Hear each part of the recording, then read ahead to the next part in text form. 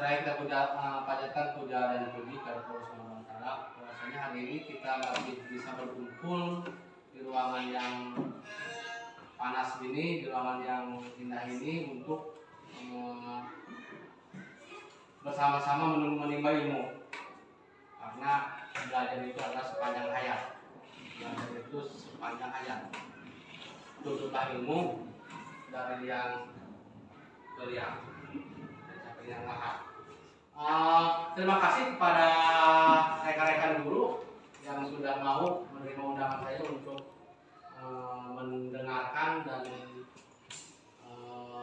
menerima paparan saya tentang apa yang sudah saya dapatkan di pelatihan guru puncak selama 2 bulan ini. Hari ini saya akan coba memaparkan tentang paradigma dan visi guru penggerak. Bapak Ibu, paradigma atau pola pikir dan visi guru penggerak itu salah satunya adalah ini, budaya positif. Budaya positif yang harus dilaksanakan di sekolah masing-masing. Sebetulnya ini sudah Bapak Ibu kerjakan, cuma hanya kadang kita tidak tahu ini namanya apa sih. Salah satu contoh misalkan kita mengajarkan siswa untuk berbaris, kita mengajarkan siswa untuk cuci tangan, tapi tidak tahu apa sih namanya ini. Ternyata itu adalah budaya positif. Dilanjut ya Bapak Ibu.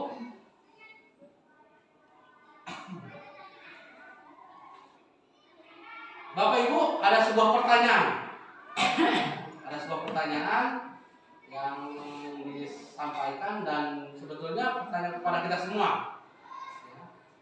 Seandainya ya, apa yang akan Bapak Ibu lakukan ketika siswa melakukan perilaku yang tidak diharapkan? Ada yang bisa berkomentar? Silakan.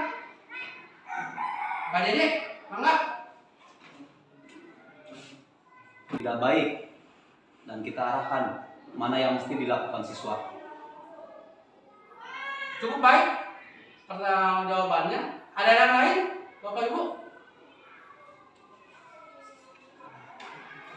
Sebetulnya sudah kita lakukan di sekolah, cuma kita dan susah menyampaikannya, gitu kan?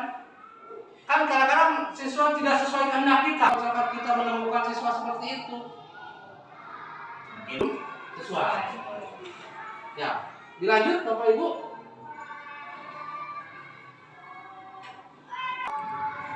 Ada disiplin ancaman. Contoh, kalau kamu tidak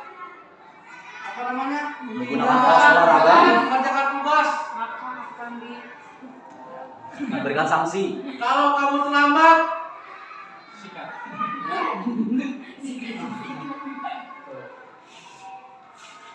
Disiplin ancaman itu ternyata salah. Dengan seperti tadi. Kalau kamu tidak akan mendapatkan hukuman.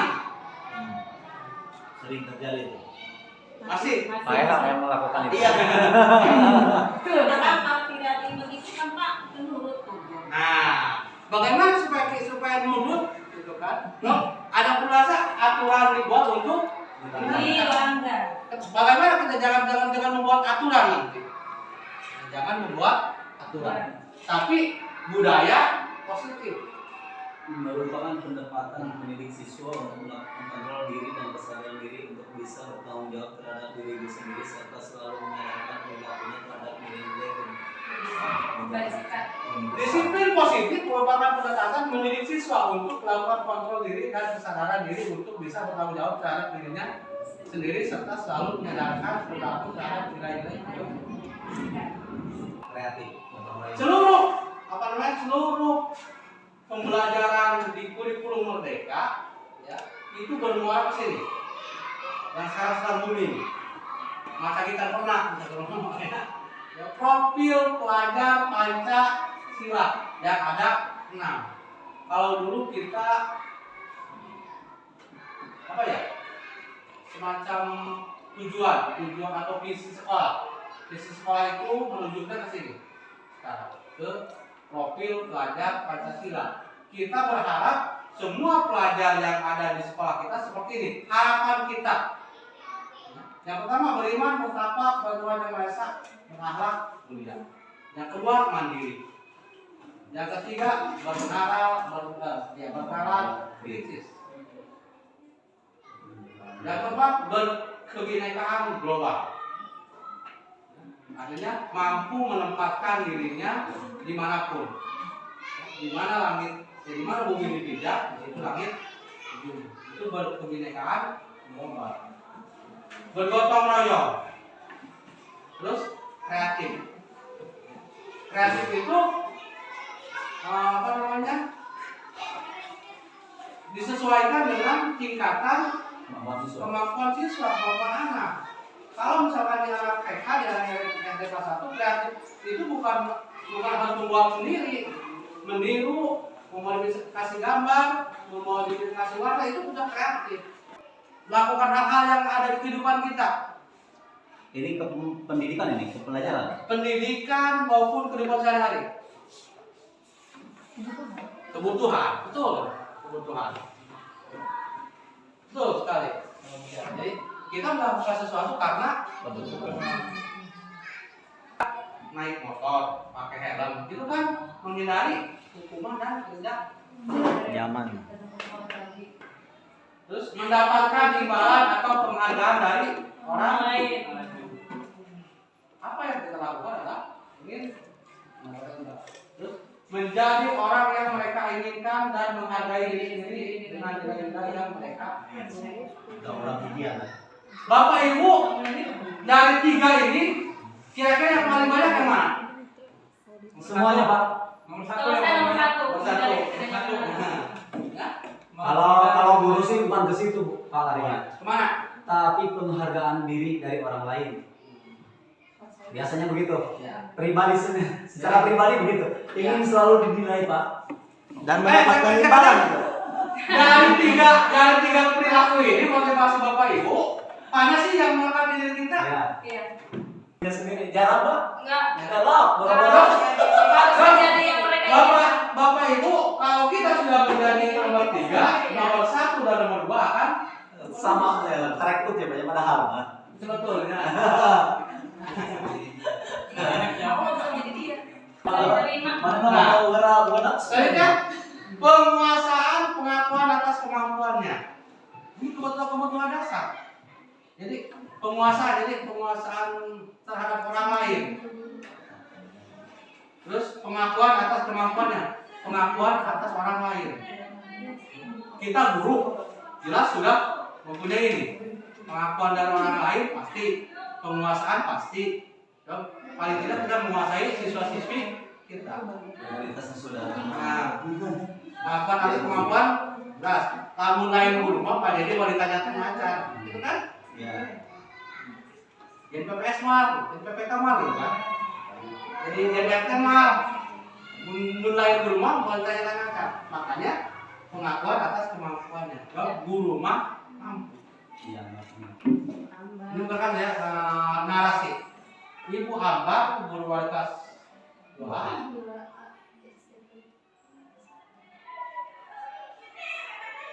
Doni beberapa Jika jawaban Doni ketika ditanya ibu Amber adalah makan apa, maka kebutuhan dasar yang sedang dipenuhi oleh ibu adalah makan.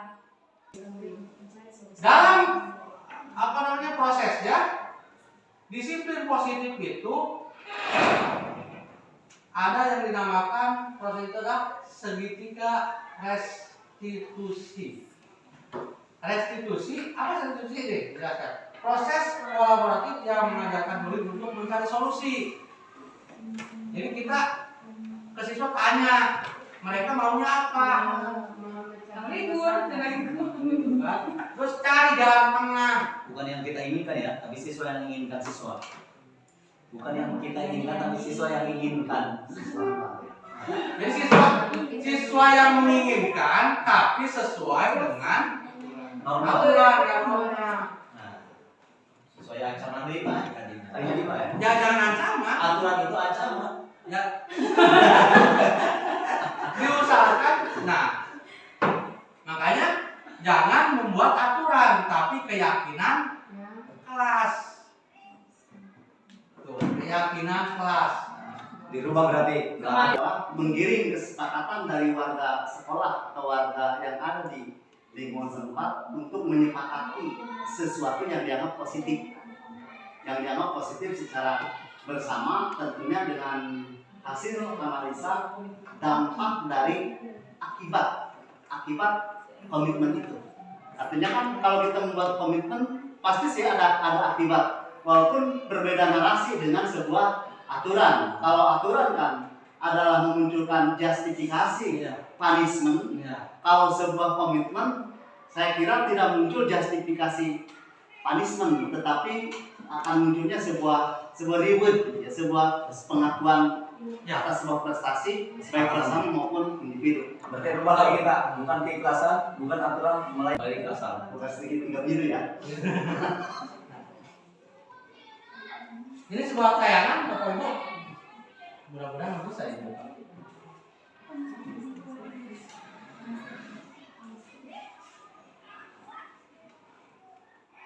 Ingatkan.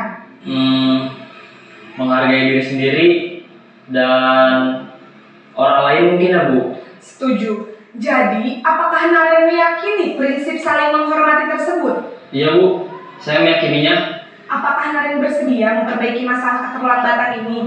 Bersedia Bu. Bagaimana kamu akan perbaiki masalah keterlambatan ini? Saya akan coba untuk tidak lupa menyetel alarm saya Bu. Baik, kalau Naren lupa menyetel alarm di rumah, ada orang yang kira-kira bisa bantu mengingatkan tidak? Ada Bu, kakak saya, Kak Emma. Ada lagi selain Kak Emma? Selain Kak Emma, ada ibu saya. Mendapatkan sesuatu yang tidak diharapkan kepada siswa-siswi kita, ajak ngobrol. Kuncinya. Lahan semprang. Ajak berbicara mereka, tidak langsung menjudge.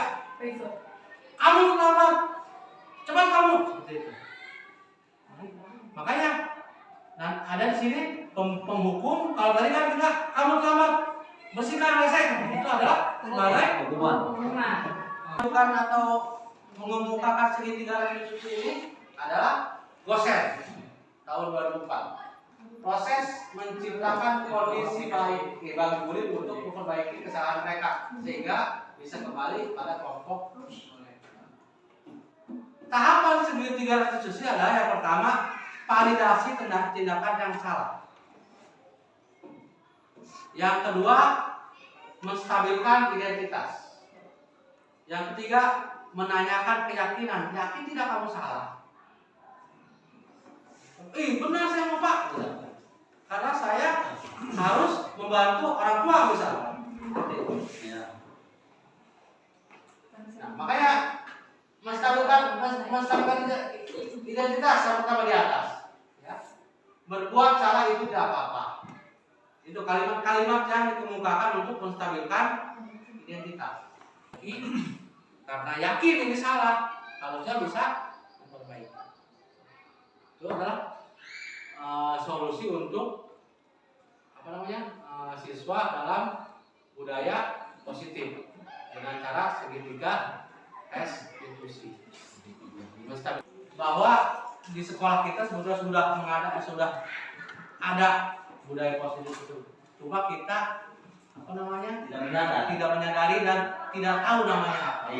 Terus keyakinan kelas, intinya kita sebenarnya sudah membuat keyakinan kelas hanya bentuknya kata tertib atau aturan tanpa kita tanyakan dulu setuju tidak siswanya seperti ini. Sekarang dirubah paradigma kita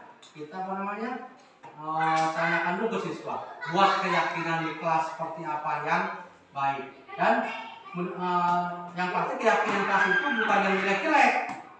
Contoh, boleh membuang sampah, boleh misalkan keluar sembarangan, seperti itu bukan keyakinan kelas. Lebih baik. Perbaikan rumahnya ini. Itu tadi Bapak Ibu pembahasan yang saya sampaikan. Mungkin banyak kekurangan dan karena ini waktunya cukup sebentar, banyak pertanyaan yang muncul Bapak Ibu, dan saya juga sebetulnya baru mendapatkan ini di grup penggerak. Ya. Jadi wajar kalau kakak saya menyampaikannya kurang sempurna. Tapi mudah-mudahan apa yang saya sampaikan tadi bisa bermanfaat bagi kita semua. Amin. Kita sebagai guru dituntut untuk berubah, dituntut untuk mengikuti perkembangan zaman, ya. Keluar dari zona nyaman. Itu adalah tuntutan kita sebagai guru. Boman saha urang hayang jadi guru. Gitu kan. Itu pilihan kita, jalan yang kita pilih sebagai guru. Jadi kita harus terus bergerak, terus mengikuti perkembangan zaman. Kalau dulu kita tidak bisa laptop, usahakan bisa laptop. Kalau dulu mengajarkan kita soal gitu saja, ya, usahakan sedikit-sedikit kita memperbaiki metode pembelajaran kita supaya siswa lebih menyenangkan. Itu saja Bapak Ibu yang dapat saya sampaikan. Kurang dan lebihnya mohon maaf. Wassalamualaikum warahmatullahi wabarakatuh. Waalaikumsalam.